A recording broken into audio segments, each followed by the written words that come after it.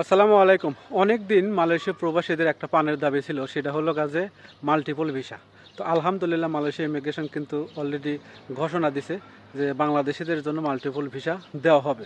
ঠিক আছে, তো এর সুবিধা অসুবিধা হচ্ছে দেখেন, অনেক প্রবাসীরা অনেক বিভিন্ন দেশের কথা বলতেছি, ওরা কিন্তু আসলে এক বছরে দুইবার দেশে যাইতে পারতো বা অন্য অন্য দেশে ভ্রমণ করতে পারতো, কিন্তু বাংলাদেশের পারতো না।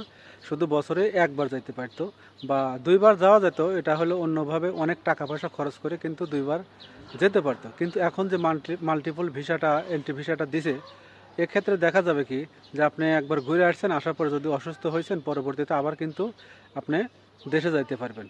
এই সুবিধাগুলি আর কি মাল্টিপল ভিসার, এবং বাইরেও যাইতে পারবেন। কিন্তু এখানে একটা কথা, আপনার ভিসার মেয়াদ থাকতে হবে। যাই কিছু করবেন, ভিসার মেয়াদ থাকলে পরে আপনি একাধিকবার দেশে যাইতে পারবেন, সেক্ষেত্রে আর কোনো বাধা রইল না।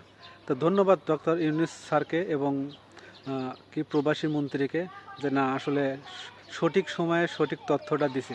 ভালো থাকবেন আর ভিডিওটা শেয়ার করে দেবেন।